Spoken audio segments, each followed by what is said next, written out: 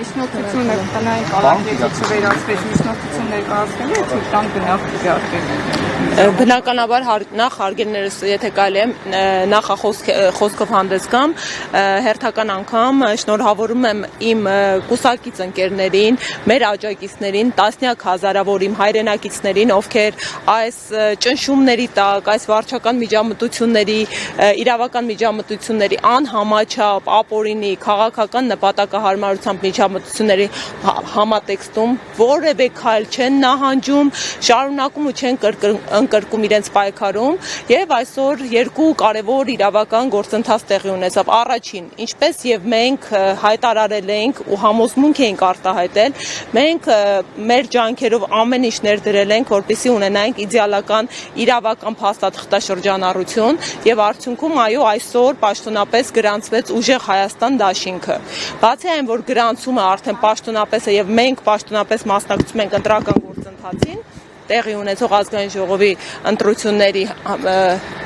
համամասնական, այլև մենք արդեն ունենք վիճակագրության արդյունքում թիվ։ Մենք ուժեղ Հայաստան դաշինքը հանդես է գալու երրորդ թվի ներքո։ Իհարկե, ես կարծում եմ անգամ, քանի որ մեր քաղաքական ուժի պարագայում ամեն ինչ պատահական չէ, ինչու ոչ Աստծո նախախնամություն է առկա գործընթացներում եւ հենց մեր գործընթացն էլ մեր առաջնորդի, առաջնորդի հետ կապված քաղաքական հետապնդումները ուղղակիորեն եկեղեցով են աղերսված, պատահական չէր նաեւ այս թիվը, այո, հենց Աստծո Սուրբ Երրորդությունն է խորհրդանշում, հաջողակ թիվ է եւ մենք համոզված ենք, որ հաղթական մեկնարկը տրված է այս աստիճանների վրայից ու մեր քաղաքացիների կամքը ամեն ինչ անելու ենք, որ ապահով տեղ հասցվի այս արհեստական միջամտությունները, որոնք միտում ունեն վախի մթնոլորտ ձևավորելու, մարդկանց վրա հոգեպես ներազդելու հակառակ էֆեկտ են անում։ Մարդիկ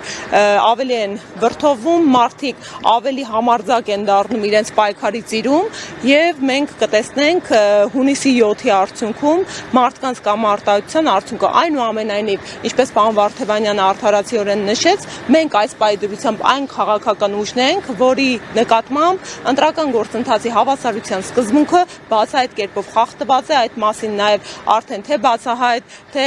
փակ զրույցներում արձանագրումներ են արել միջազգային գործընկերները, որովհետև մեր քաղաքական առաջնորդը կուսակցության նախագահ Սամվել Կարապետյանը անազատության պայմաններում է եւ այդ անազատությունը արհեստական է, որովհետև նրա նկատմամբ սահմանափակումները ամբողջովին վերացվել են ըստ էության բացառապես նրա ֆիզիկական ազատ տեղաշարժի հնարավորությունն է սահմանափակված։ Իսկ որն է դրդապատճառը։ Կարող ենք արդյոք ռետորաբանական միտք արտահայտել, որ նպատակն է սահմանափակել պարոն Կարապետյանի շփումը Հայաստանի Հանրապետության քաղաքացիների հետ, ընտրական իրավունք ունեցողների հետ, ինչի արդյունքում որոշակի խոչընդոտ ստեղծենք։ Մենք տեսել ենք ինչպես է այս իշխանությունը կռիվ տվել պարոն Կարապետյանի անվան հետ,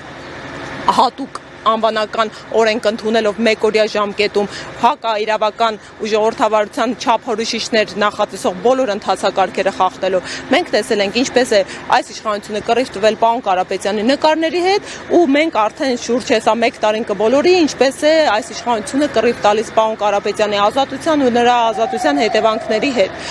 Այնուամենայնիվ ես եւս շարունակում եմ լիահույս մնալ, որ իրավունքը ի վերջո գերակայելու է եւ պարոն Կարապետյանը հնարավորություն է ունենալու մասնակցելու ընտրական գործընթացին։ Դիտելու անաստիկ արհեստական միջամտություններ նկատի ունեք այդ շտկումները կայ ներկայացված, որ այլ ուժերի դեպքում էլ էր եղել։ Ինչ բնույթի շտկում։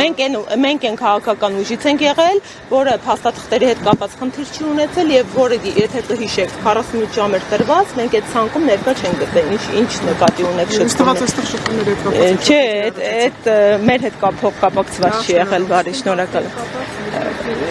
Բնականաբար բոլոր հնարավոր եղանակներով միջնորդություններ ներկայացնելու ենք, մինչև պարոն Կարապետյանը հնարավորություն ունենա մասնակցելու ընտրական գործընթացին։ Այնուամենայնիվ մենք չենք ընկրկելու օգտվելու բոլոր հնարավորություններից։ Շնորհակալություն։